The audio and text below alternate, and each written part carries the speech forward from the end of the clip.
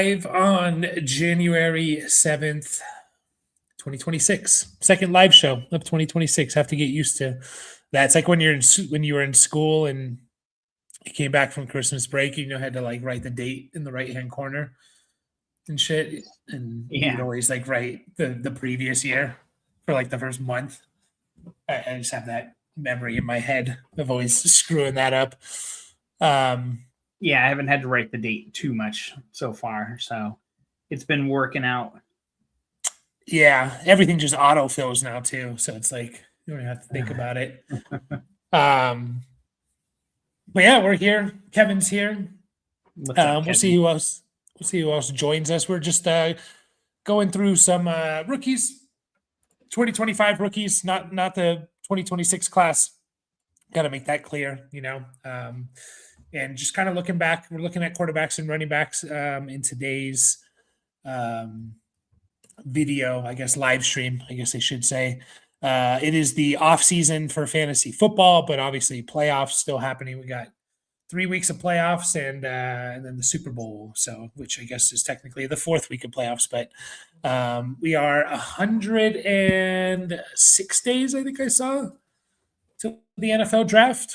So countdown has begun, and yes, the real dynasty work begins. This is where you kind of separate yourselves, in my opinion. And I feel like this is a prime time to make moves. I forget who it was in the last stream. Might have been you, Kevin, or someone else. But like, yeah, that the dynasty values are kind of all over the place. People are really looking backwards instead of forwards and stuff like that. So 105 days, by the way, to the NFL draft, in case you were wondering. But yeah, we had 7 coaches fired, if you include the 2 that were fired in season, Brian Daboll and Brian Callahan. Bad season for Brian's, but it is Brian's with a Y, an I, not a Y. A couple surprise ones: Kevin Stefanski and John Harbaugh out. I mean, I know they were kind of rumored, but those are 2 good coaches that are out. One of them won a Super Bowl. Stefanski, kind of it's done the best with what he's had for the most part in terms of like kind of having shitty quarterbacks in his entire career in Cleveland. But yeah, also Rashee Rice. Kevin brought this up. I actually didn't even hear this until Kevin brought this up, but he has some domestic violence allegations. So not what you want to hear. Any thoughts on that? Kevin was kind of asking about like what our thoughts and how does that affect him overall, or is it kind of just a wait and see type of situation? Yeah, there is part of that for sure, but I mean, the whole Chiefs situation is so up in the air. There's rumors like, are they going to go into full rebuild because we don't know when Mahomes is going to come back? What's Andy Reid's situation, Kelsey's situation? Like, there's almost too many moving pieces to like really try and get like a clear picture, but obviously the domestic violence thing, it's always just a bummer to hear. Like, it's just terrible all around. Yeah, from a human aspect and stuff. I mean, what the NFL has kind of taught us is like, if you're good, it kind of gets pushed under the rug a little bit. Like, the suspension will maybe happen unless they, a lot of times these guys, settle, this stuff outside of court and all that stuff. And I don't know, like it kind of gets swept under the rug if you're a really good player, unfortunately. I think it says a lot about, not to get too deep into it, but it says a lot about society and stuff, unfortunately. But it's not what you want to hear, with the car accident stuff, like not great couple of years there for Rashee Rice. And it does make you think about, like, is he one of those wide receivers where, and again, we don't even know exactly what happened. So, we can't necessarily jump to conclusions yet, because there has been times when people have been accused and, they were innocent. So But yeah, you just hope that was the case, maybe. But we'll have to kind of follow that along. I feel like Worthy is a buy. Yeah, potentially. Worthy was a bit of a disappointment last year, but he also got hurt, in the beginning of the year when Rashi Rice was out. That kind of sucked. But we'll see what happens with Worthy. So, but yeah, we're just kind of recapping rookies from 2025. Again, we'll start getting into 2026 stuff as soon as really next week, the next two shows. So basically, while the playoffs go on, and make sure to hit the like button for us, guys, and of course, subscribe if you aren't, and in our Discord as well. We're going to try and put together a couple more listener leagues, at least one more startup. If you want to join a startup Dynasty league with us, join the Discord. That's the best way to get in. So we can start putting that together soon. But the schedule for the off season, while the playoffs are going, is we'll go live Wednesday night and Saturday morning, or maybe early afternoon if you're on the East Coast, and then we'll add Sunday to the slate once the Super Bowl is done. And as soon as next week, we'll be live streaming, kind of looking more ahead rather than looking backwards. But just kind of wanted to look over the rookies in today's video, QBs and running backs, and then wide receivers and tight ends in the next show, and just kind of where we're at with them. And we'll start off with the quarterbacks here. And this was kind of like this quarterback class was not considered very good. And by the way, Sean, congrats on the championships if you won some. But yeah, we try to help as much as we can. I know he's commented that a couple of times too on videos. But yeah, I mean, overall, this rookie quarterback class turned out a lot better. I think we can get to the specifics there here soon. But Cam Ward was the number one overall pick. Didn't have a great season. I think it was to be expected. Just the situation he was in. Did start to look better there at the end of the season. Like if you kind of look at the last, I think about his last 4 games before he got knocked out with a shoulder injury, and that is something to monitor, by the way. If he's going to need surgery, he actually might miss time next beginning of next year. And shoulder injuries with quarterbacks not great. But you look at his last 4 games before that injury, he threw 2 touchdowns in 4 straight games. And was limiting the interceptions, only 1 interception. Wasn't necessarily throwing for a bunch of yards, but looked better. So just overall thoughts on Cam Ward. Where is he at as a dynasty asset? Is it still pretty, I don't know. These players are always hard that don't do well their first season, but I feel like it was pretty expected with Ward, right?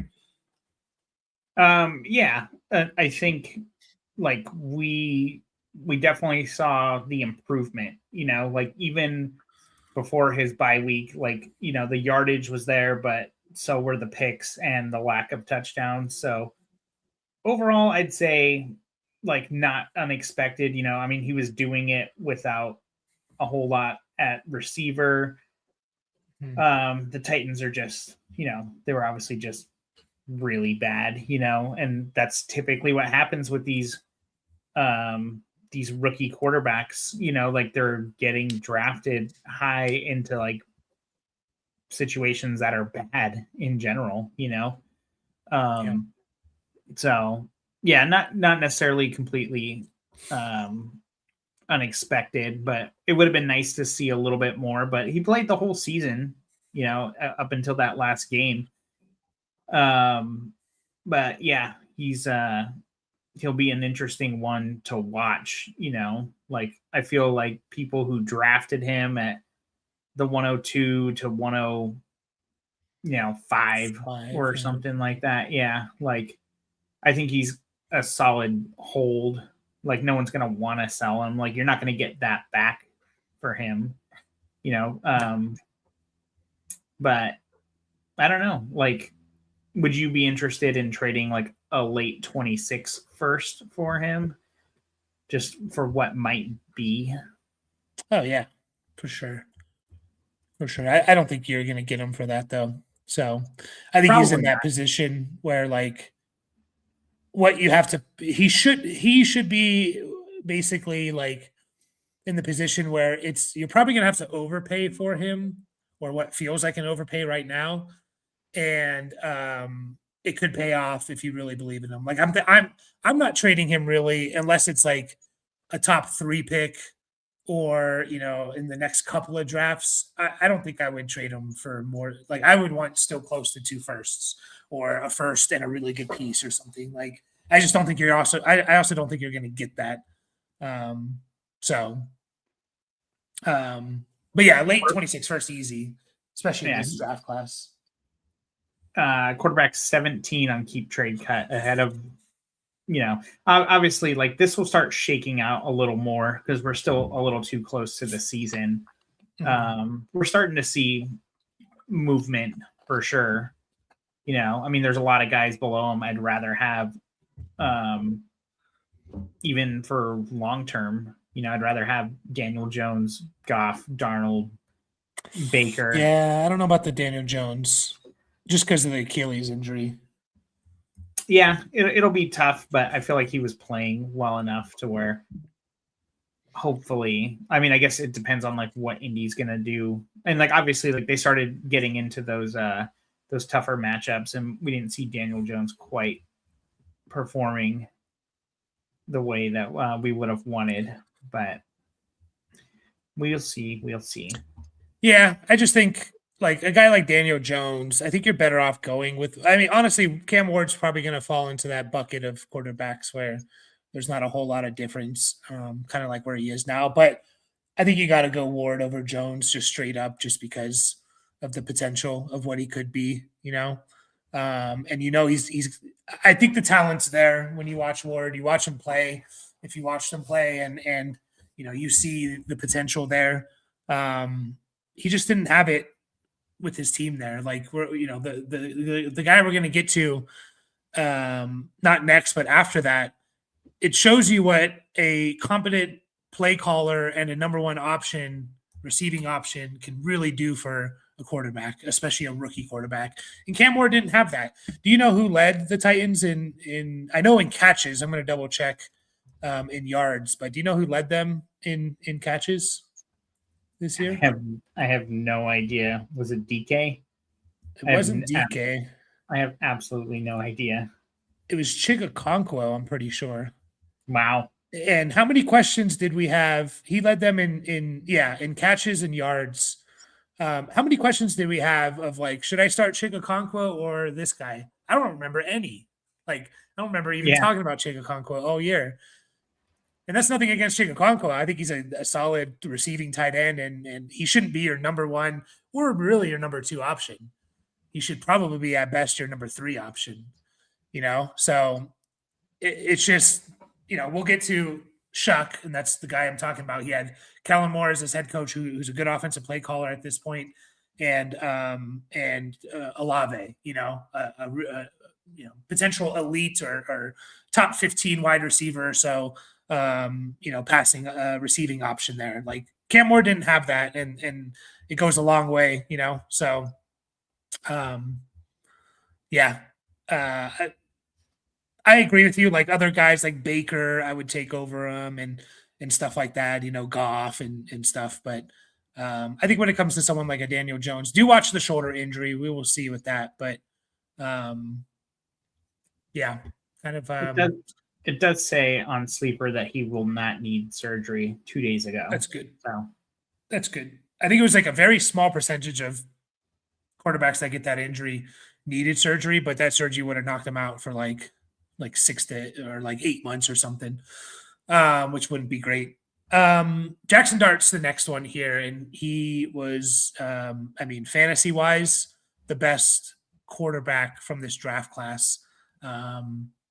Not even really. I guess it's kind of close, but he averaged 20.5 points per game when he played. So I took out, he came in a couple games and ran the ball once when Russell Wilson was playing. I obviously took those out and stuff, but 246.6 points. His 17 game pace this year, by the way, I guess I should have said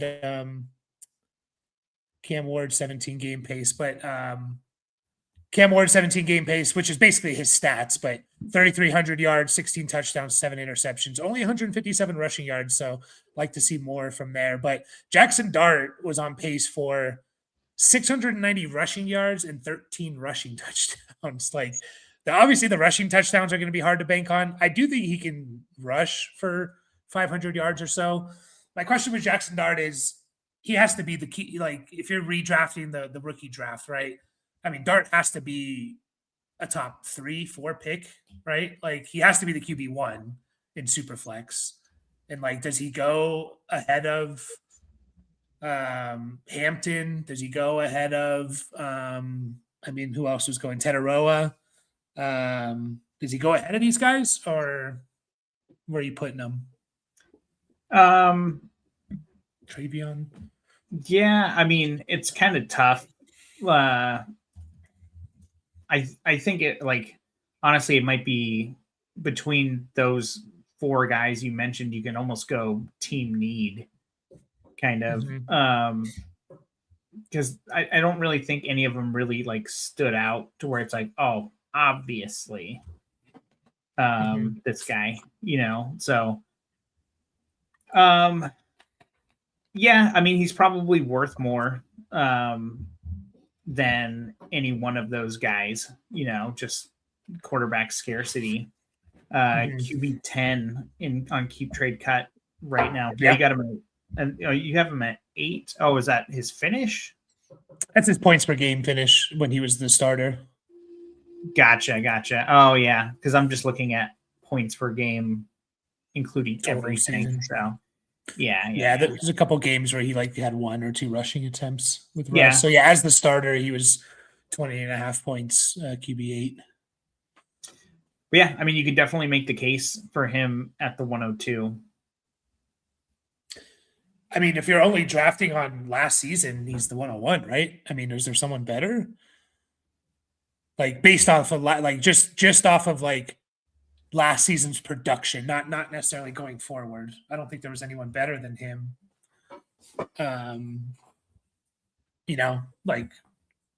Dart was a legit starter for you. Yeah. And it was quick too. Mm-hmm. He showed it as soon as he started playing, what his what his floor and his ceiling was, based on all the rushing. Yeah, he did a lot of that. I mean, he did all of that without Malik Neighbors, right? How many games did Neighbors play? Maybe he played 1 game with Neighbors. I don't remember. There, but I do think. And this is why I get so frustrated. Like, when it comes to Dynasty rookie draft season, people get so fixated on this player has to be the 101. There's no and I get it. Jeremiah Love should be the 101 most likely. Ashton Genty should have been the number 1. But you're fooling yourself if you can't find the path to other guys being more valuable, especially quarterbacks. So we can't get so fixated on that. And the point there is not to necessarily take Jackson Dart at the 101 over Ashton Genty, but it's to use that knowledge and manipulate the draft, trade back, get players that hey, I'm going to trade back. I'm going to get a bunch of assets. We're going to talk about this with Genty and Hampton. You can make the argument that Hampton should be taken over Genty at this point.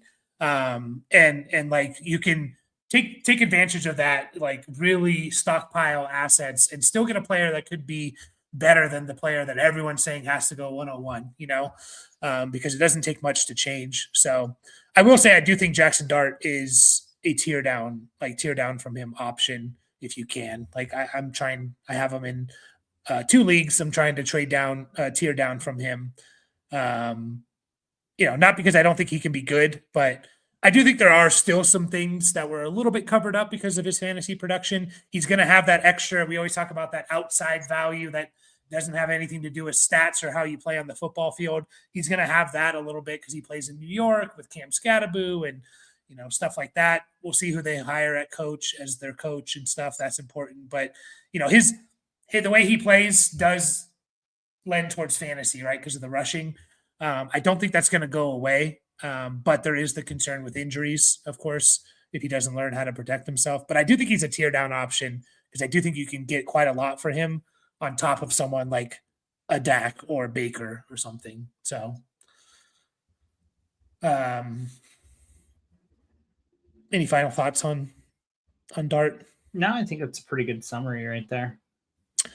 And as you guys, are watching, if you guys have any questions about anything really, it could be about rookies, non-rookies, whatever, leave them in the chat. We'll try and get to them. Tyler Shuck is the next one, potential offensive rookie of the year. Let's see what those odds are now. I feel like he's the favorite now for offensive rookie of the year. Tyler Shuck, even though he couldn't help your Bucks make it to the playoffs. Well, they couldn't help themselves either, so that's not his fault. Yeah. I'll have to pull that up. But basically came in, and from the point he took over as the starter, he was the QB9, 17.6 points per game, which was awesome. And I'll talk a little bit about that in a bit. His 17 game pace, 4,261 passing yards, 4,261. I don't know why I couldn't say that. 4,261 passing yards, which was 1,000 more than Jackson Dart. This is 17 game pace. 1,000 more than Jackson Dart, 900 more than Cam Ward, 19 touchdowns, 9 interceptions, had 330 rushing yards and 6 rushing touchdowns. Again, 17 game pace there. He, again, it just goes to show you like how do I think Tyler Shuck is better talent wise than Cam Ward? Like, absolutely not. But he was able to throw to guys like Olave and Juwan Johnson. Even I don't think maybe Shaheed was traded at that point, but Olave and Kellen Moore as his coach, those go a long way, man. And I think if you took our advice, and I think we were telling people mid-second round pick for Shuck, like he shouldn't really fall too far past like the top 15-ish guys, 17-ish guys. Like I got him in the third round in a couple leagues in Superflex. Like I remember vividly someone saying like, he sucks, like Shuck, no, he sucks. And I said, I don't even care if he sucks or not. The minute he's announced as a starter, you're going to be able to trade him for more if you do. And then if you kept him, you're super excited about what you have here, right? I mean, yeah. And I remember it was Derek Carr retired right around the time a lot of rookie drafts were starting or going on. Maybe a little after, depending on if your team or your league's like hyper vigilant, but like, yeah, I mean, 40th overall pick in the draft, and it really worked out, like, I don't know if he's going to be a long-term guy there, but like the dude showed he could play, because I mean, everyone was basically like, the Saints, like they're going to be the worst team in the NFL. And, like him and Rattler combined, they weren't playing bad, like you said, like the coach and the receiving options for a quarterback obviously makes a big deal. Not to take anything away from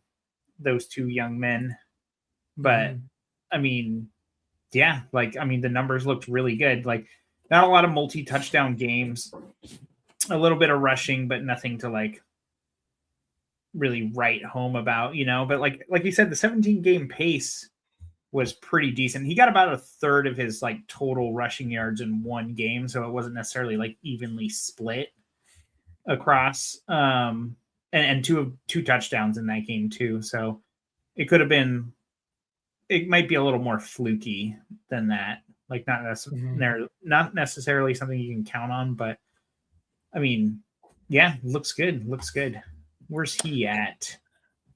I think he'll be consistently a 350 rusher, 350 to 400 yard rusher, which I think is nothing to sneeze at. That is, he averaged 17. I think he'll be like just under 20 yards a game. Yeah. So, Sean, I didn't think Rattler played well. I didn't think he played poorly when he played. But I understand why they wanted to go to Shuck, see what they got. And obviously they liked the guy and it worked out because he had I think above 500 record. And Kellen Moore does love to throw. And he loves the dink and dunk stuff. Like he makes it easy for him. Which, like Yeah, I don't know what his long term future. I mean, they're definitely not. I mean, we talked about. I was on the boat of like Saints are going to be the worst team in the NFL. They have the same record as the Chiefs and the Bengals. Like, it shows how much you just the NFL is unpredictable. But Shuck was if you drafted him, man, you're looking at him as a starter for next year. I don't know about long term, but you're looking at him as a starter for next year, a QB3/4 for next year. So where is he at? I'll keep track. 22. No, yeah, 22. Who's like right behind him? Mr. Daniel Jones, Stafford, McCarthy, Penix, Kyler, Shador. Okay. Yeah. I think that's relatively fair. Like Stafford, you don't know his future. Jones coming off the Achilles. McCarthy and Penix are a little bit like, Shuck was better than both those guys have been, in their careers, and they're both young. So he is right behind Bryce Young. Yeah, I mean, I would guess that Shuck's been better than like his season has been better than anything Bryce Young's done, right? In terms of fantasy. So the pace and everything. Yeah, sure. We saw some life from Bryce Young in spurts this season again. And this is advice to anyone. I know you probably guys, people out there consume a lot of Dynasty content.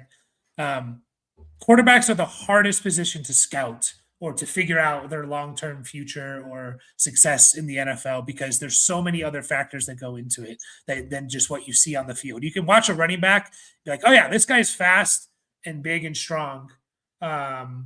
Like I think he's going to be good, but quarterbacks, there's so much that goes into it, pre-snap, post-snap, the coach they have, the weapons, blah, blah, blah. Take a chance on rookie quarterbacks, man, in super flex leagues. Like they could really pay off. You're going to get a couple of them this year. Ty Simpson might be one. I was a little bit surprised, Alabama quarterback who the first 6 weeks of the college season was like, holy crap, this guy could be like a top 5 pick. And then he kind of like didn't look good the last month or so. Got hurt in the playoff game against Indiana. He's going to be an interesting one that may be a second round pick in rookie drafts. I don't know. So just watch for stuff like that. Shuck worth more than Kyler and Tua, according to Keep Trade Cut. I mean, I would take him over Tua, I think. I don't know if I'd take him over Kyler straight up, but I can see the argument as to why.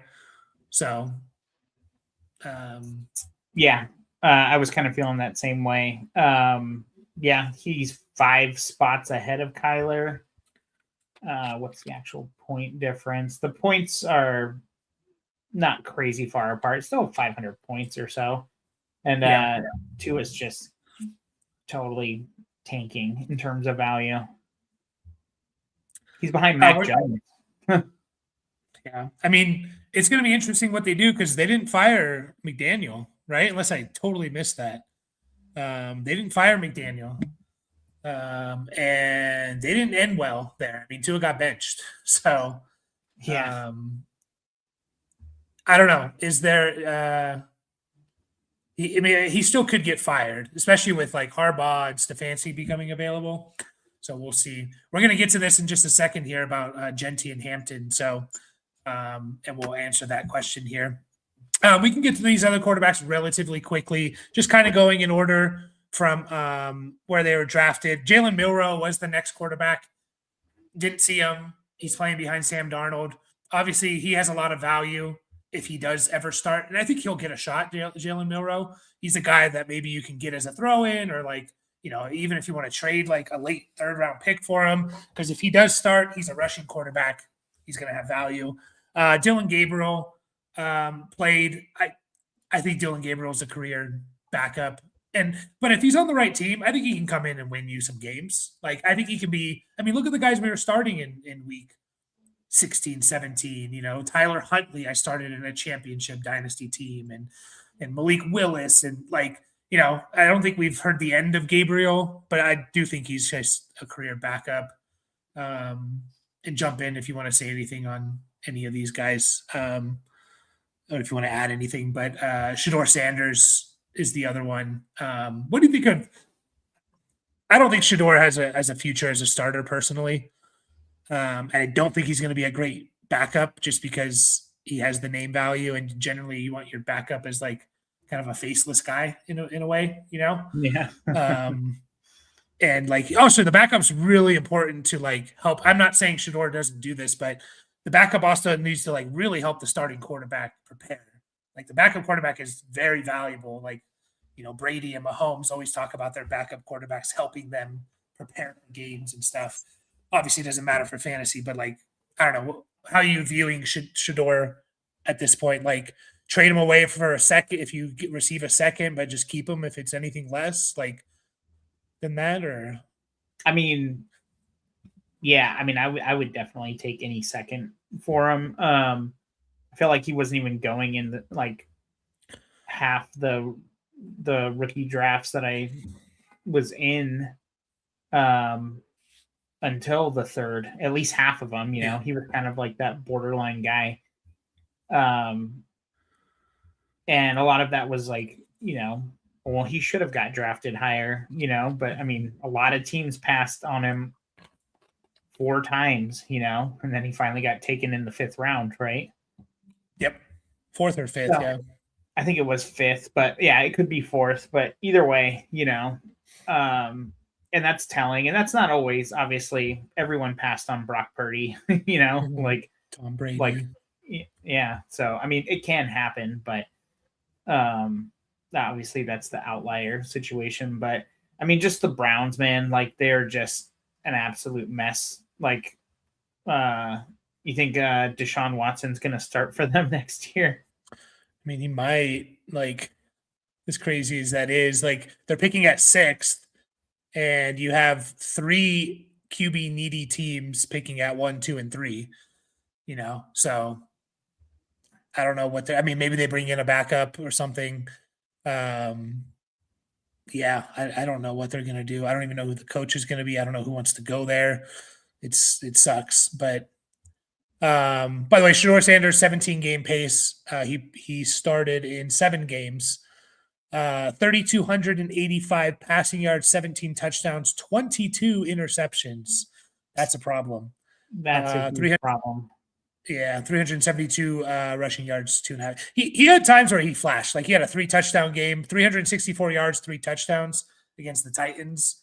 And he had a couple. He kept them in games. I don't know if it was him or the defense or whatever, but he did enough to where they were in these games. They beat Cincinnati, they beat Pittsburgh, they were in the Buffalo game. Like, so. The quarterback has to do something there. Browns look bad.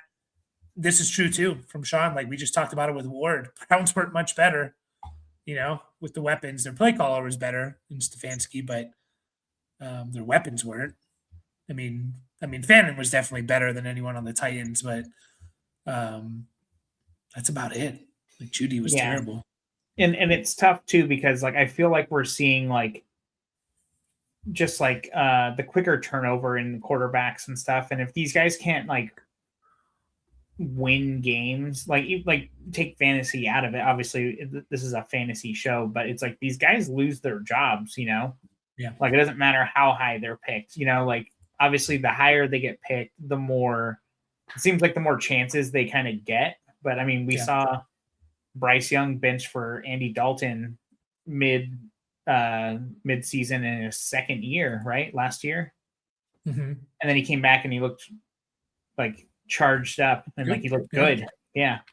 But I mean, sometimes these guys just need to sit. They need to sit behind a vet for sure. And it's like, it doesn't, and the opposite happens too. You get like the Justin Fields situation where it's like, he's not like, obviously for fantasy, it's awesome. But if he's not winning games, it's like, they at least need to see what else they got. So throw Brady Cook out there, see if Tyrod Taylor, who they know is not their future, can at least win them some games just for morale even. You can't just go out there and just keep losing. You're going to lose your job. Yeah.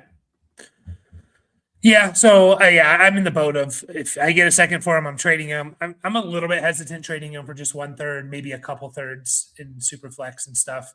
That's kind of where I'm at with Shador. Like, there's a chance he does start next year, but we will see. Not a whole lot else to talk about. Kyle McCord, Will Howard, they didn't do anything. They were the next two. I think they're both still on teams. Kyle McCord on the Eagles, Will Howard on the Steelers. Riley Leonard, I did make a graphic for him. He actually played well in his couple of games here. He averaged 16 and a half points.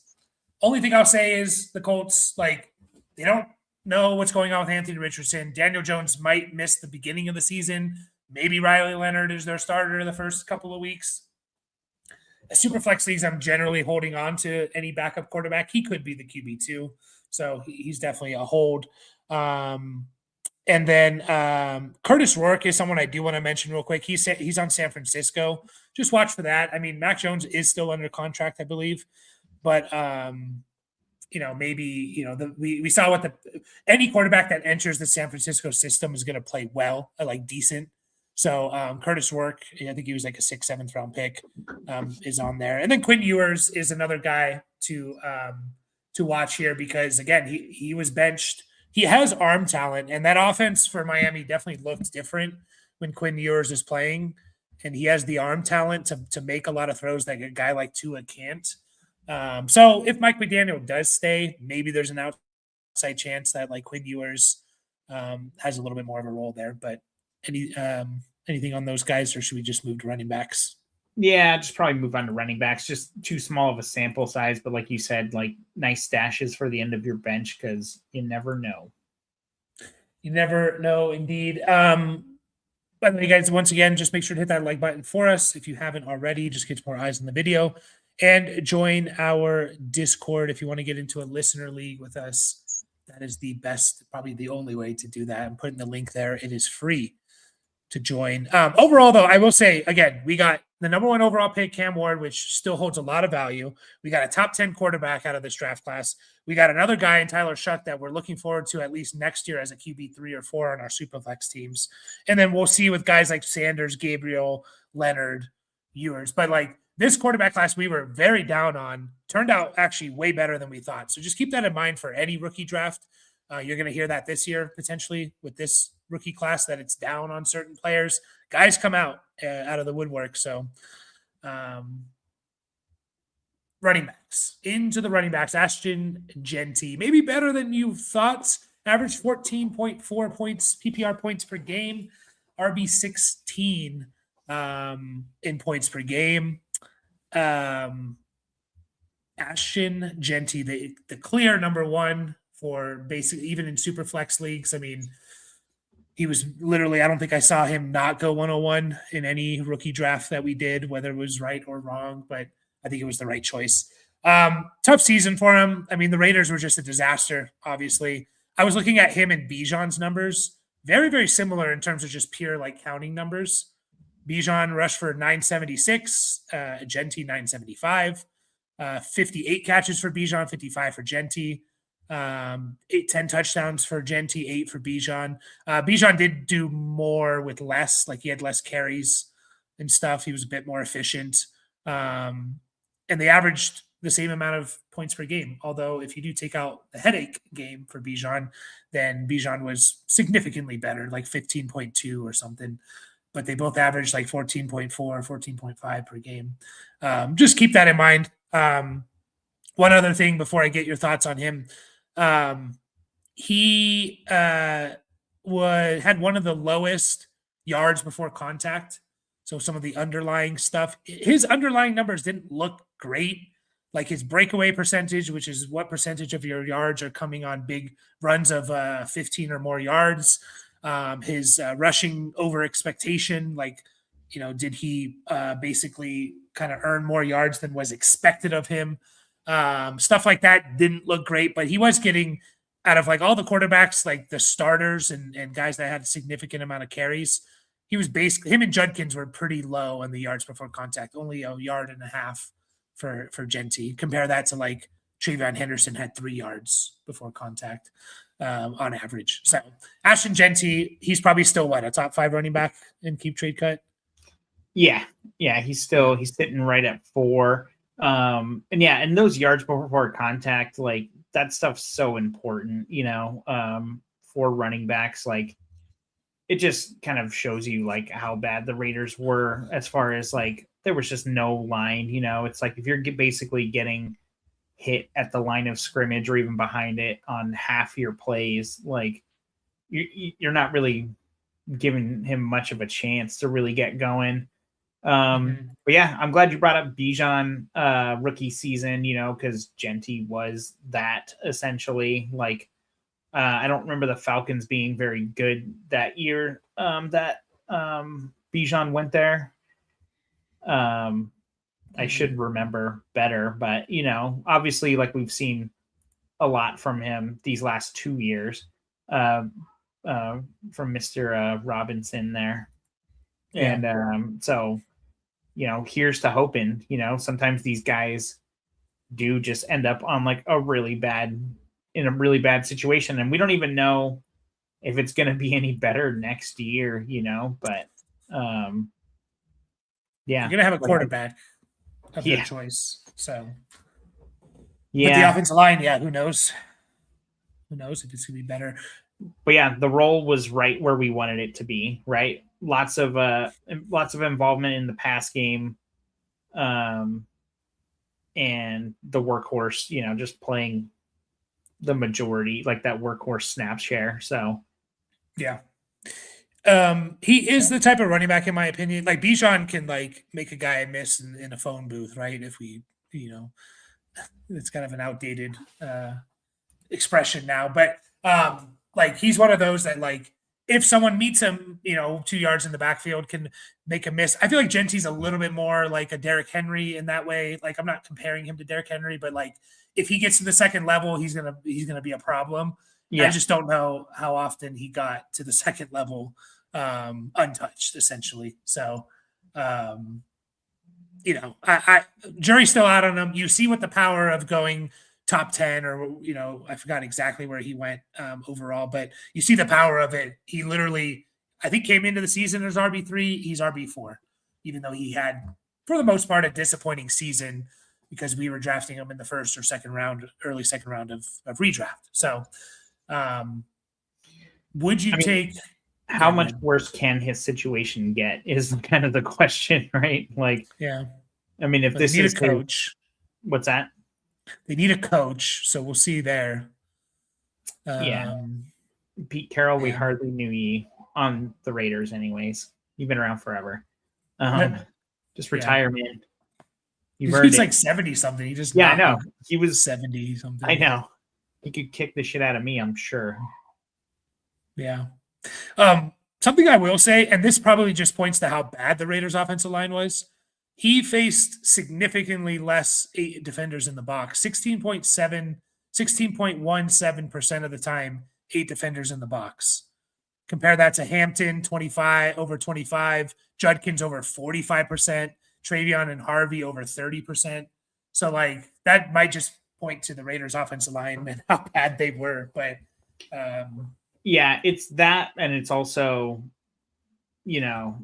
people still had to like fear the pass from Geno, at least somewhat, because we've seen it before, kind of. Yeah. Yes, indeed. So as we get into Amarion Hampton, and let me just go over his numbers real quick here. Obviously missed some time, but when he played, 15.1 points per game, RB 13 in PPR.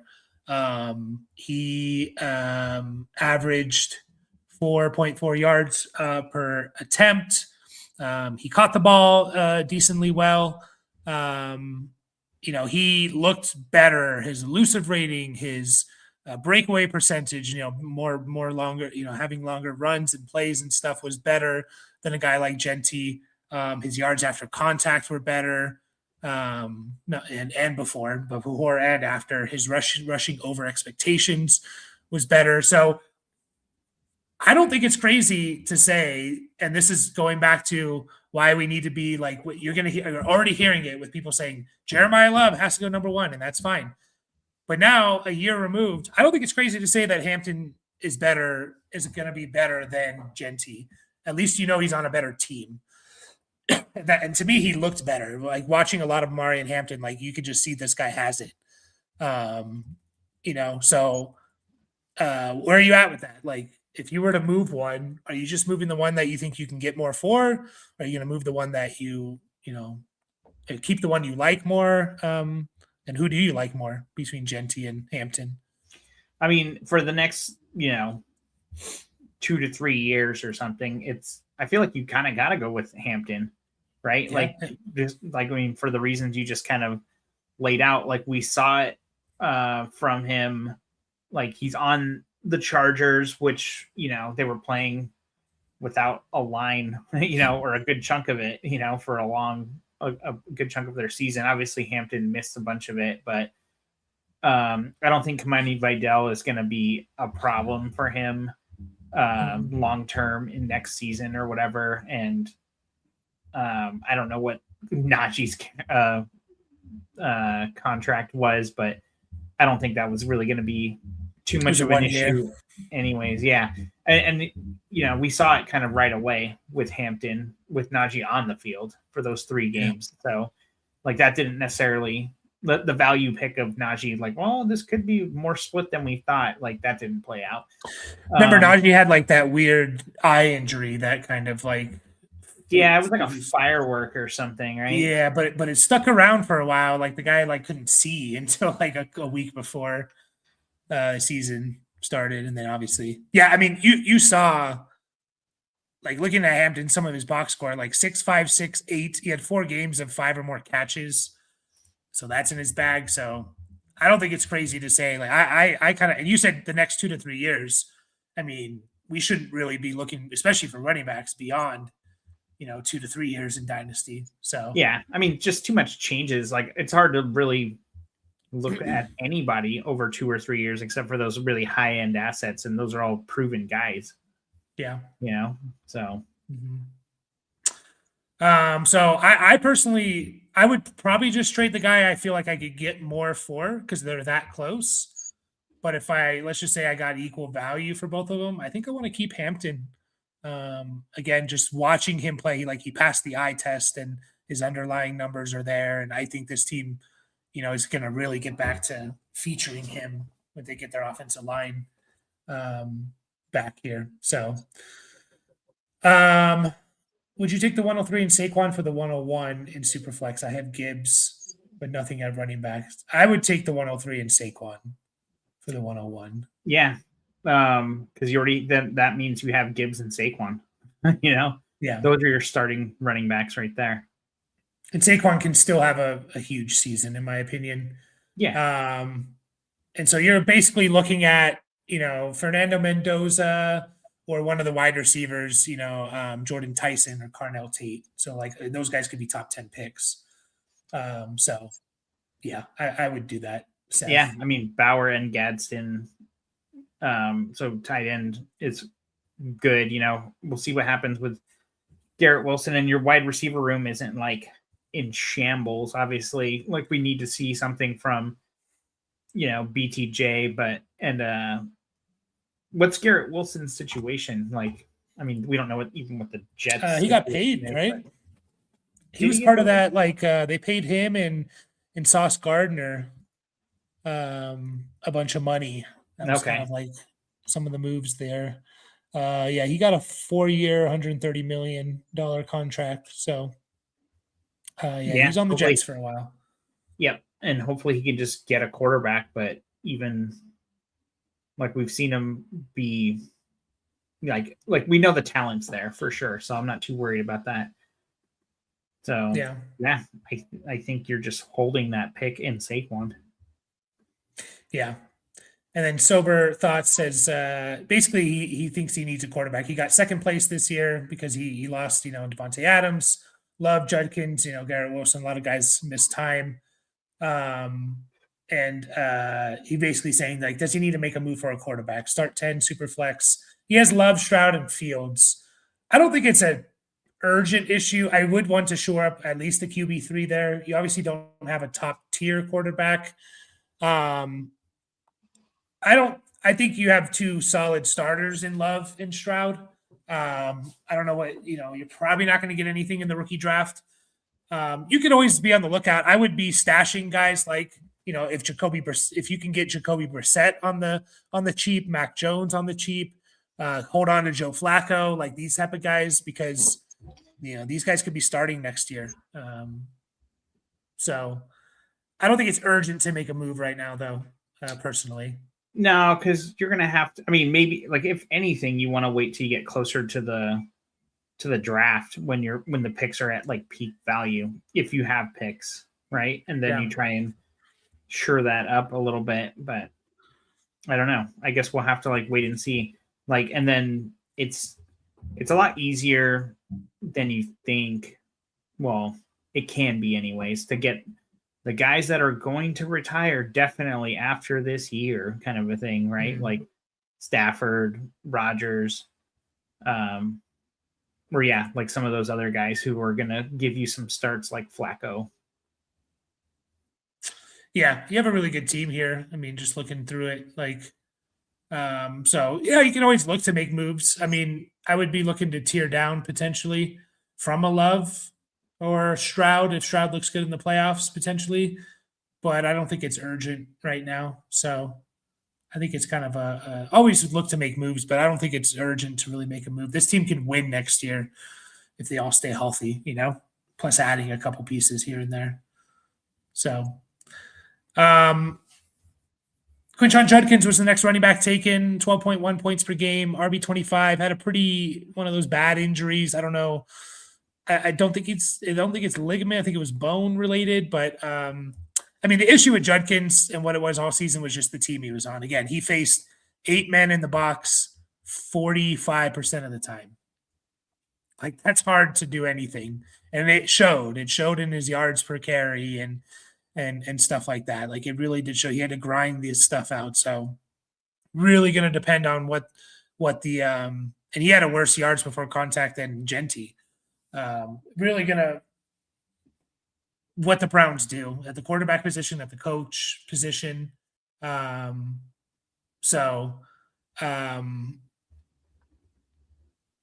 yeah. What are your thoughts? I mean, I think Judkins, for me, he exceeded my expectations for him. But like, what are your feelings with Judkins? Yeah, I mean, there was a lot up in the air going into the season with him, right?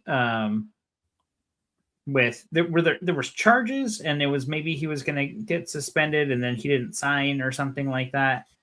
Yeah, I remember the not signing thing.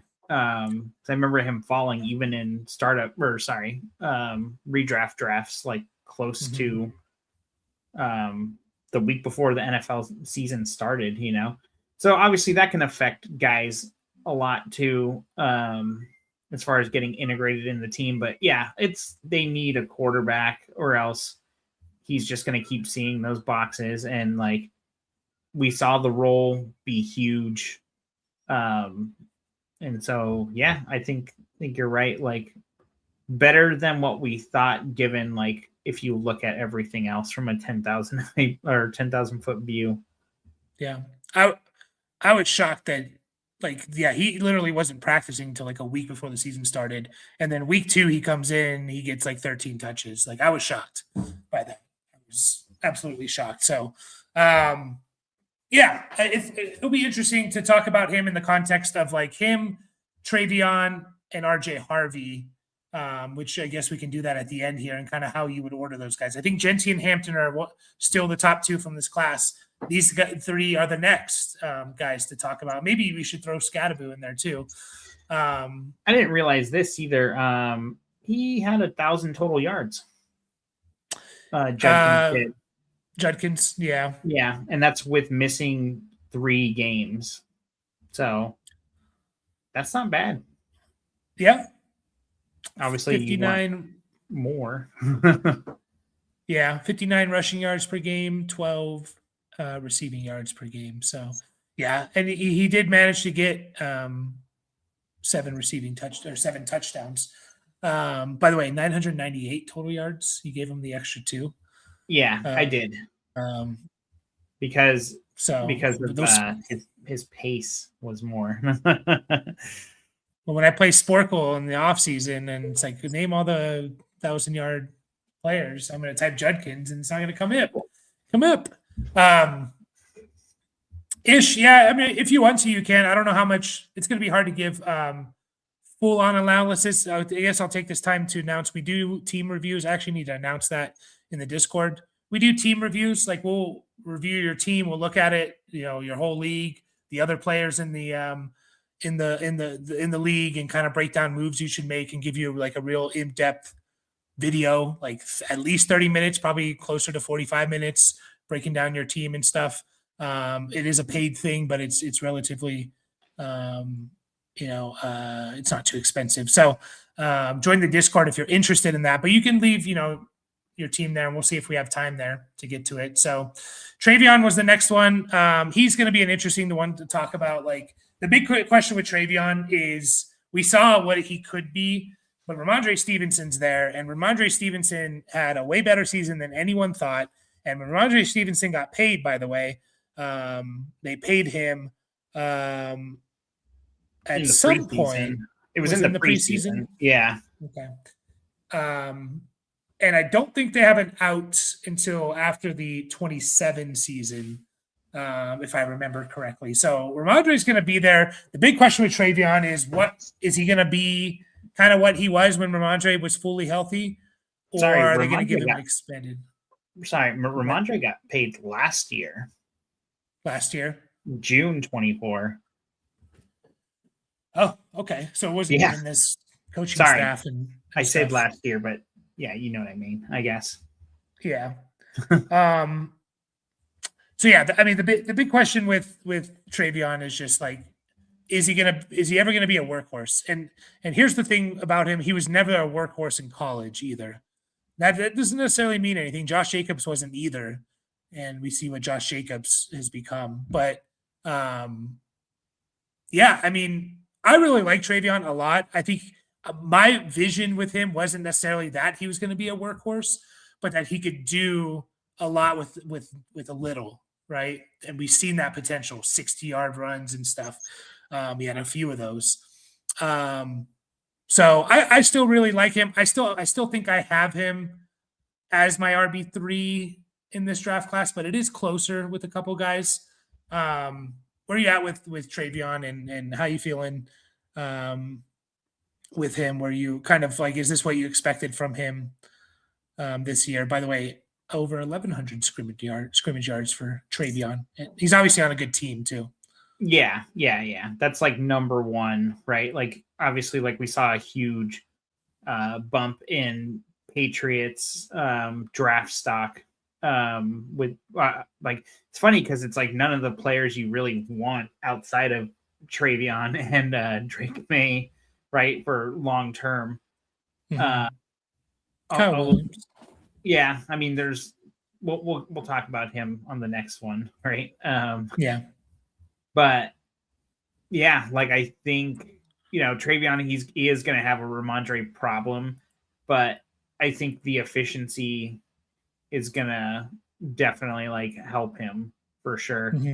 I think we all got a little too excited the 3 games that Ramondre missed because Travion was just awesome. And it's like, how do you put that back kind of a thing? And it's like, well, it kind of just went closer to a 50-50 split, more or less, in the last 4 games that they played together, except for the one against Baltimore, So, yeah, I think that's going to be the case for next year.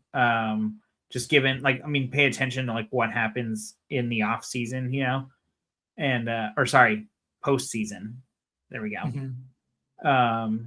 And just see, it could be more of closer to a hot hand approach. But yeah, like you said, those big runs, it's always super exciting to see. And, he might just have to be like one of those RB3 type range guys. Like you're starting him with those kinds of expectations, but he can easily finish, top 15, like on a given week. Yeah, it's probably going to have to be like a Jahmyr Gibbs, David Montgomery situation next year, where both of them can really flourish, but we need them to really lean on the run. And I don't know how much they're going to do that. I don't know. Looking at Travion, and like, because Gibbs comes to mind when I think of Travion, and very similar rookie years. Gibbs was better, had about 130 30 more total yards, 1 more touchdown, and more catches. But like in terms of the efficiency, very similar. 5.1 for Travion, 5.2 for Gibbs, 6.1 per reception stuff. So it could happen. Yeah, I mean, again, he's on a really good offense. You could see that, like in his yards before contact was 3. That was one of the highest. So, I'm just reading the last comment that came in. Also had really good like rushing over expectations, so he was kind of doing more than what was expected of him, and stuff like that. So, overall, I still think I have him near my RB3, but it's getting closer. RJ Harvey, it was the next one, RB24 this year. I think Harvey, Judkins, and Travion like all finished like back to back to back. Or I think Judkins and Travion were tied in points per game. Yeah, they were. And Harvey was 0.1 better. So I did hear someone talk about like, oh, I don't think RJ Harvey's very good. He's a product of Sean Payton and the Broncos. And it's like, yeah, but he's going to be on the Broncos for the next 3 years and Sean Payton. So like, do I really care too much about that? So surprisingly enough, did you know that RJ Harvey had 12 total touchdowns? I think that yeah, I think I remember hearing that he led.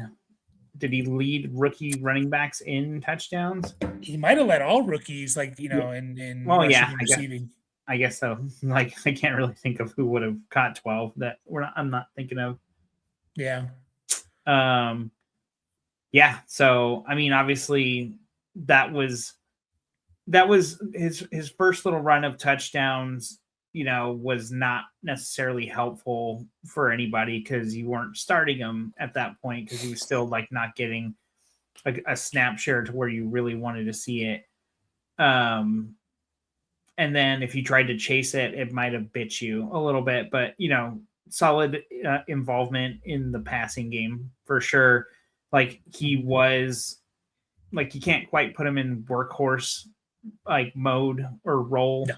But it's like, but when he was out there, he was being used, and that's even more important than just being out there all the fucking time, Yeah. So, yeah, I think like there's a lot to be excited about. And sad to say it, the Broncos just looked good. Yeah. They did. Sorry, I was just looking at Kamara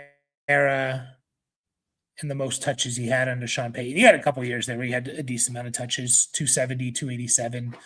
But you look at Kamara's rookie year, and like he only had 200 touches. He was just like incredible, which is what RJ Harvey had in one more game, basically.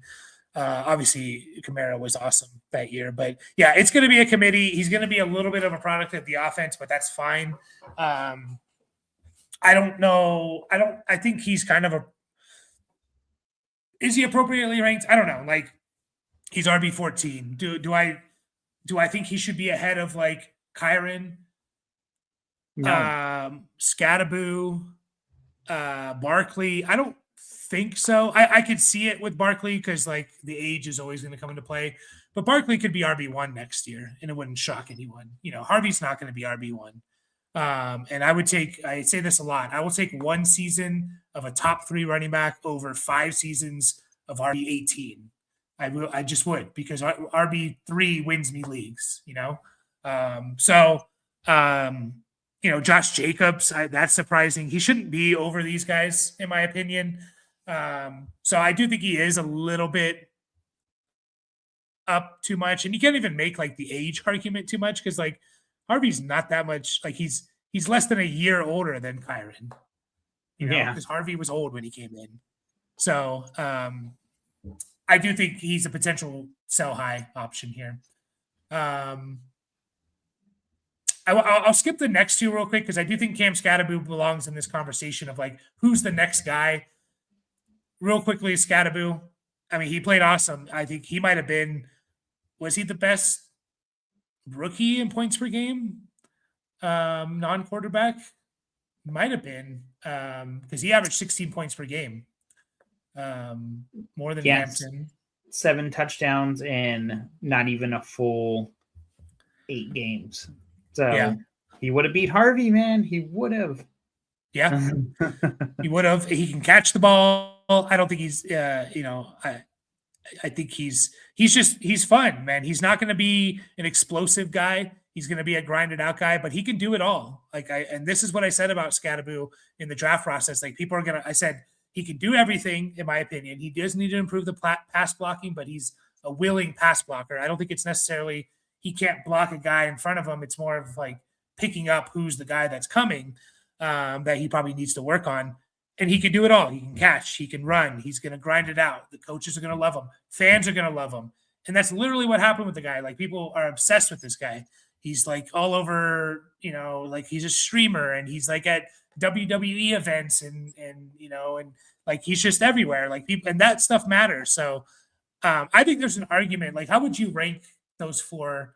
Judkins, Travion, Harvey, Scadaboo. In terms of just like in a vacuum, who would you want on your team? Like you're in a startup. What order would you take them? I think I'm going to go Henderson, Harvey. And I don't know. Scadaboo and Judkins is a little bit harder to put in order, but I think I'm going to take Scadaboo, honestly. Yeah.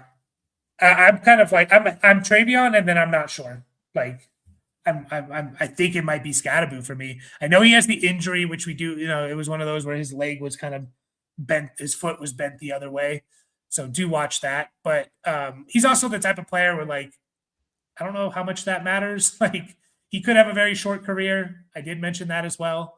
But honestly, if he's going to put up our top 10 running back numbers, I don't care if he has a 3-year career. I'll take that over again, RB20 with a 7-year career. Yeah, I really like Scadaboo. I think he's just a fun player, and all his underlying numbers were pretty good as well. So there's not really a whole lot to complain about there, and he was a pretty good value pick in this draft. So we got to talk about Caleb Johnson because he was drafted as a first-round pick.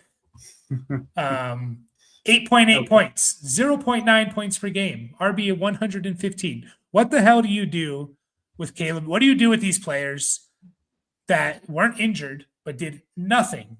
Like literally, the guy did nothing. What do we do with these guys? Do you just like, you hope someone offers a third to you and you take it? Do you think I'm just going to hold out because I invested a first-round pick into him? What the hell do you do with Caleb Johnson? I don't know, man. I mean, is there even an answer for that? I mean, you're just holding him, like I'm not trading him for a third. I mean, it sucks for him how well Kenny Gainwell played this year, like not that I think he's gonna I don't know. I don't know what his contract situation is, but I mean, there's a lot to be answered in Pittsburgh in general too, right? Like after this little playoff run. So emphasis on little. What's that? Emphasis on little. Who they playing? I mean, they can win. Who are they playing? Texans. So I mean, I wouldn't be shocked if they won, but it's not an offensive powerhouse, but I mean, no, whatever. I don't know. Could he be Blake Corum? Like who didn't play at all and was like, I don't know what. Like Caleb was probably a healthy scratch in quite a few games, right? I think he played in. I have it here. He played in 10. Yeah, it says 10, but it looks like it was basically just a couple of snaps. Yeah. I mean, a few rushing attempts here and there, but I mean, just there's no data, but No, I'm not trading him for a third. I'll probably take a second though. Oh, yeah, But it's got to be I a would definitely take a second. yeah. 2027 second, I'll take it. Yeah, I mean, he could be like Kyron's another one that comes to mind of a guy that like did nothing. Now Kyron wasn't a early round pick or anything, but Kyron played in a decent amount of games his rookie year. And yeah, I mean, we were kind of talking shit and saying like he got beat out by Kenny Gainwell, and then Kenneth Gainwell like played really, really well. So like that helps him a little bit, but I don't know. Maybe it is just the situation the guy needed. I'll say this: Caleb makes me believe in myself because I had him at the bottom of this tier of guys. The Travions, the Judkins, the Harveys, even Dylan Sampson. I was higher on Scadaboo. I was higher on, and then I started to like question myself because it's like, man, everyone else is really high on Caleb. I don't know. It's so tough, but yeah, I don't think you're going to get the appropriate value. He has to just be a hold at this point and see what happens. So he'll get a shot somewhere, hopefully. Maybe with the Steelers. I don't know. I don't know. Bashal Tootin had a little bit of a run there. I don't think Bashal Tootin's ever going to be the main guy. He's going to have to be probably one of these super efficient guys, in my opinion. Does have pretty good underlying numbers, like yards after contact, 3.14. You don't think, he's a smaller guy, so you don't think of him as like a yards after contact type of guy, but he was right up there with Genty, with Omarion and stuff like that, with Judkins. So he's going to be a fun player. He's going to be a lot more valuable in deeper leagues. Maybe an Austin Eckler type of like late career, what Eckler was doing, or he's just going to have to be very efficient, in my opinion. So we'll see what the Jags do with ETN. I think that's going to tell you a lot about scooting, tooting. Yeah, tag him. What do you like take for these guys though? Like Tootin, Samson. I guess those are really like the only two. Like, do you couple thirds? You're re-rolling the dice. I don't know if anyone would do that, but an early third round pick, are you re-rolling? Yeah, with that.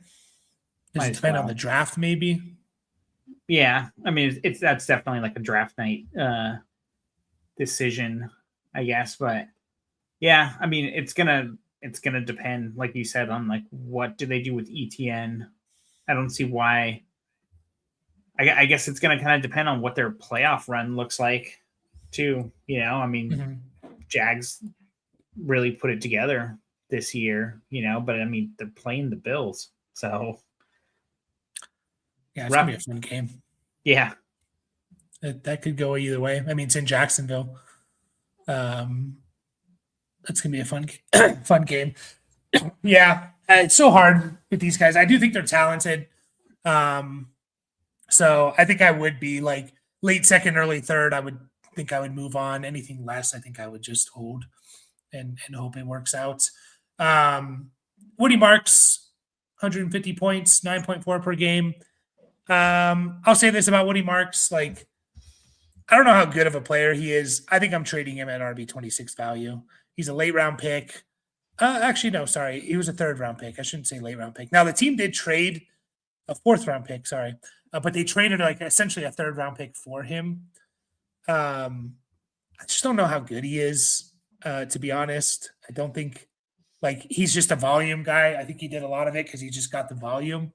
But also, was it just like the Texans weren't very good in terms of like run blocking and stuff like that? That's definitely a possibility. Did have a decent rush yards over, rushing over expectation. I don't know. I think I'm just kind of cashing out with Woody Marks if I can get basically low end RB2 value for him. Where are you at with yeah, I don't mind that. I don't mind that assessment either. It's just like they don't have anyone else, right? Like, I mean, yeah, is Jawar Jordan all of a sudden going to be a thing? Like, I don't think so. And like, Chubb's 30. Oh yeah, that guy. Like, who the fuck knows what's going on there, man? Like, Yeah, I they totally have an forgot he out. was on that team. What's that? They have an out in his contract. I would be shocked if they don't take it. Yeah. I think they can save like 8 million or something. Dude, what if the Texans win the Super Bowl? Like, does he get a ring? Does he get a ring? Yeah. Yeah, He's on the pup. Like, I he's on think the practice squad players get it. I think like everyone gets it. holy shit. Yeah, Well, cool. all boys. Yeah, but I mean, that is the one thing that he's got going for him. So I guess, like, I don't know who they're going to draft necessarily that's going to, like, scare me off of him. You know, obviously, they've already got a playoff team set of picks, like, at minimum. But I mean, that's where these guys pop up, you know. So I don't know. I think I'm okay cashing out, but I'm also okay. Like, what's the most you're paying for him if you're a contending team? I mean, it's kind of hard to like put forth these scenarios now because we literally just finished, you know. But I mean, RB depth wise, like, what are you paying? Are you paying a late second, or you'd rather just hold that and He's the there's veteran running backs I don't like trading for in the off season until like July. He's like the rookies that I also don't like to trade for. Here's one that comes to mind. I actually made this mistake last year. I don't know if it necessarily like the overall trade itself was, but like Tyrone Tracy, like he was another one of those where after I made the trade, I kind of thought about it. I was like, yeah, I feel like Tracy's one of those guys I shouldn't have traded for, even though he's young, right? That doesn't, not all young players are the same. He feels like in that kind of boat, easily replaced by someone. Um, we'll still have a role if the guy gets hurt or whatever and still have value there, but like not the value that you probably have to pay for him to get him. Like I wouldn't pay a late second for him. So it could be a mistake, but I'm willing to be okay and not make that mistake or lose out on that. So, sure. would you pay a late second for him? I would definitely consider it, you know, like, especially in this draft class that from all accounts and purposes, like, I haven't looked at it very hard myself, but it just sounds like it's not very deep. So I can see myself paying it. Who's older, Woody Marks or Kyron? Well, I feel like because you're asking, it's Kyron, but I'm gonna say wait. Oh, sorry, older. Yeah, I'm just gonna say Kyron. He is, but only by 4 months. Oh, okay.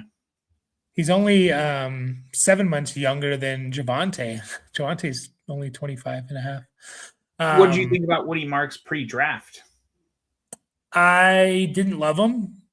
His superpower in college was catching the ball. He caught his seasons catching the ball 60, 83, which is insane in college. That's in 13 games. 48, 23. He caught 261 passes in college, but I don't think he was necessarily very good as a pass catcher. And they didn't really use him as a pass catcher on the Texans, 24 catches in 16 games. But then when the Texans traded up for him and basically traded a third round pick for him, I started to like take him a lot late in drafts, third, fourth round pick. Because like I was like, oh, they obviously like this guy. So I think obviously it paid off for what you paid for him. Sure. But I wasn't very high on him. So we'll get through these last guys pretty quickly, but Dylan Sampson, not a whole lot to say here. I'm a big Dylan Sampson guy. I still think he's really good. Did catch probably one of those guys you're like, where you go back and look at like, oh yeah, like running backs to catch 30 or more passes. Oh, Dylan Sampson. Like that, that didn't, you probably didn't expect that. Do you think he's a good pass catcher? I think he's just a good player. We'll see if he gets an opportunity with potentially Judkins maybe missing. I don't think he will, but I mean, that's going to be his issue. It's Judkins. So, yeah, we'll we knew that. We knew that in the preseason. Yeah. So not a bad like depth piece potentially, but Samson or Caleb Johnson. I'm gonna be stubborn and go Caleb. Yeah, it's probably the better move. I just like Dylan I liked him as a prospect more. So, and usually that kind of just like, if guys are good, they get their opportunity. But Devin Neal, I will say I want to try and get on my teams because I think you can get buy him low if people aren't paying attention because he has a sneaky chance at being the guy. And he actually looked decent in the couple of games where he had the workload. So try to get Devin Neal in. I don't know if you're going to be like, people might be onto you when you try to send like a late third for just Devin Neal, but like get him in as like a throw in the other pieces are the main focal point of the trade. See if you can get Devin Neal. Those couple of games he started there. Basically he started 3 games, but he got hurt in the third one. He had decent production there. Nothing crazy, but like, he showed that he can catch the ball. He got the work and stuff. So, Kamara is another year older. Is Kamara even under contract? I don't know. Kendre Miller, who knows about that guy? Like Audric Estime. Could be a sneaky. I think they bring someone in, but he could be a sneaky. Like, oh, he's actually the starter, kind of like a Rico Dowdle a couple of years ago, where it's just like, oh, Rico Dowdle was actually the starter for this team. Try and go out and get him if you can. Manungai. What are we doing with Kyle Manungai? Split backfield, really good team that wants to run the ball. You kind of looking at him as like, I don't know, RB3 heading into the year? Yeah, Keep Trade Cuts got him. Shit, I just lost him. Where'd he go? He got him at number 22. Trade. Yeah, trade at that price. Sorry, I was just looking up what was Swift's contract. Come on, don't fail me now. Thought he was but not yeah. there. What's that? I'm pulling it up too. My internet's being a little.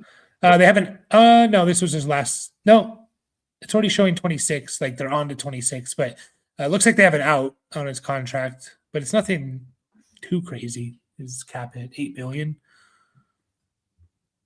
Yeah. So I mean, Manungai, like obviously, like we saw him like work in the split backfield, and he was like he had a nice little stretch there of good, better efficiency than I would have expected. Like he was definitely a guy. I felt like both Bears running backs like were kind of guys to like kind of target. Like obviously Swift much sooner than Manungai in redrafts drafts, but I think it ended up kind of working out. Like I think he looked good in enough games to where I'm kind of excited about him. But yeah, like I don't even know if I'd put him quite in RB3 territory. Maybe a little after. No, not after RB3, like not after 36, but definitely after 30. Yeah, I do think the Bears could make a move for a running back, like in free agency, kind of like what the Lions did, where it's like, okay, yeah, they had Swift and Jamal Williams. That's a decent backfield. You can go in with that. They don't need a running back, and then they bring in Montgomery and Gibbs. Like, I don't know if Manungai's ever going to be the guy, and I think people are kind of ranking him to where they think he has a better than 50% chance that he is the guy next year. Yep. And I would bank on that he isn't the guy, the only guy or like the main guy there next year. So I think they're going to run two running backs. Do they go out and try and get a Javonte, an ETN, a Kenneth Walker? There's a pretty good free agency crop of guys. Those 3 guys in particular, Javonte, ETN, and Walker. Do they go out? Tyler Algier. Algier too? Sure. Yeah. Throw him in there. So I would be okay trading him at that value, and I acknowledging that you could lose that trade pretty easily. Bill is the last guy. Oh yeah, Our guy Bill. We talked about him way before anyone else was talking about him on Dynasty content. I thought it was weird that like the Commanders like went away from him because like he played well. Like when he got the opportunity, like there was times where he didn't play well. I'll say that. Like when he kind of seemed to get his opportunity after those first couple of weeks of looking good, he didn't play well. But like his underlying numbers are actually pretty good. Like yards after contact 3.5, which is better than anyone in this draft class. Better than Travion. Better than Cam Scattaboo. Guys, I don't know if you think of Travion like that, but like Scattaboo like that. His rushing yards over expectation and stuff like that. We saw with that game, what was it, against the Cowboys or something, when Rodriguez was hurt, not hurt, but sick, that he looked good in that game. So I really like Bill. I think there's a chance here still for him. Like of all these late guys that we talked about, I probably have Bill near the top, to be honest. Maybe I'm a little bit biased.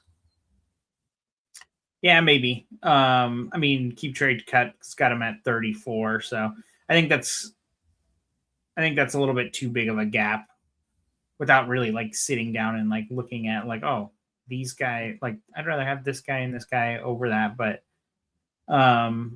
yeah, I think appropriately ranked, honestly. Mm-hmm. So like around where I'd have Kyle Monangai. So yeah, I mean, I wonder how much, like, I wonder what this team healthy looks like, or with a healthy Jaden Daniels, especially, like we didn't get basically any sample size of that, and it is a little worrisome, obviously, when Chris Rodriguez is outplaying you, like snap wise and everything. It's like there's no pass catching chops. Well, can't say he doesn't have chops. They didn't use him that way, They got Jeremy McNichols for that, I don't even know who the fuck they were throwing the ball to, man. So yeah, not super excited. Like, I think appropriately priced, like I said. So solid keep. Yeah, of the guys who got a significant amount of carries this year, I think so. His breakaway percentage, so 25.2% of his yards came on basically big plays, like rushes of 15 yards or more, which just shows like how explosive you are. Only Hampton and Henderson were better than him. Oh, and Harvey. Really out of anyone, not just guys with significant carries. He had a pretty good elusive rating, which shows like your ability to basically force a missed tackle and stuff. So I think there's some underlying stuff there. Yeah, I kind of agree where it's like, what did you expect from this team? Like, why are you blaming Bill when, Jaden Daniels was hurt? The whole team sucked. But yeah. The McLaurin missed bunch, obviously, too. It's like they were just all kinds of beat up, It kind of sucks because like their receiving core is just, it's obviously aging. And it's like, what the hell are they going to do? Yeah. Yep. Those were the rookies. For quarterbacks and running backs, we'll be back Saturday. We'll get to a couple of these questions here. But Saturday, we'll be back talking about the wide receivers and tight ends. Overall, I mean, the rookie running back class, I think, was, in terms of year one production, a bit of a disappointment. But there's a lot of, Genty, Hampton, Judkins, Travion, Harvey, Scattaboo, Bill, Monangai. There's 8 guys there that we're pretty decently excited about, plus throwing Caleb Johnson and, Woody Marks, I should have thrown in there, and Devin Neal. Yeah. Ollie Gordon, we didn't really talk about, but like there's other guys here, Taj Brooks and Bashard Smith. Like, hold on to these guys. Running backs are incredibly valuable and easy to move up the depth chart and have an impact. So Marv says he traded Judkins, a 104, 106 Shaheed Brissett and Kyle Manor for Knicks and a 27 first. And now he has still has the 101, so he's going to probably get Jeremiah 11, 627 first. So he's going all in on that 27 class, which is looking really good. Gotta love the updates, the weekly updates from Marv on his trades, man. Yeah, I mean, probably I don't know, like 104 and 106 for Knicks. Like you're probably taking Knicks in this class. So like Judkin, Shaheed, Brissett, and Io Manor for 20. Yeah, it's probably a slight overpay, but I don't hate it. You know, you're getting Knicks in a 27 first. So and then Ish Ketso just traded for Burrow at the end of the season, but running backs are Hendy, RJ, Scott, and some Flyers. He has Justin Jefferson, CeeDee Lamb, London BTJ, and he has Fannin and Warren at the tight end position. Is it subconsciously that you put Fannin over Warren? Do you think like him more? That's a little telling. Quarterbacks, Mac Jones and Daniel. It's not Jaden Daniels. Yeah, I don't know how to interpret that. Jones, Mac and Daniel. I don't know. Mac Jones and Daniel Jones. Oh, okay, yeah. That's what he means. Yep. So he has Burrow, Mac Jones, Daniel Jones, McCarthy. Yeah, I mean, you get another quarterback, obviously. Like you could luck into one with Mac Jones. I mean, you do have McCarthy, but obviously, like you don't necessarily want to count on him as your number 2 going into the year. So I don't know. We might have to do a little deeper dive here for Ishket. So yeah, for sure. And we can do that for you, Ish. I'll mention it one more time before we take off. We do team reviews, so we'll look at your whole league and stuff. I don't think you're like desperate to overpay for a quarterback right now, though. No. This is Yacht Possum here. He says, "What do we do with Rushy Rice?" Yeah, we're gonna have to make a video on him or something. I guess what I said at the top was like, and I actually saw like an update. Like there's like pictures posted from his ex, that didn't look great. So obviously the process is going to have to go through, and is the NFL going to make an example out of him, or like, hey, you were already suspended 6 games, now you're going to be suspended long, or that's going to affect his long term. But what I basically said is like, unfortunately, the NFL, like if you're good, the NFL like and coaches and teams kind of sweep these things under the rug a little bit. I mean, there's some bad people that have played in the NFL that like, just it kind of disappeared because they're really good, and they help the team win. And it sucks. That's how it is. I don't really know what to do with him. I mean, we'll have to think about that and maybe talk about it in the next stream or something, of like, what would we do with him? But it's not great news, that's for sure. Both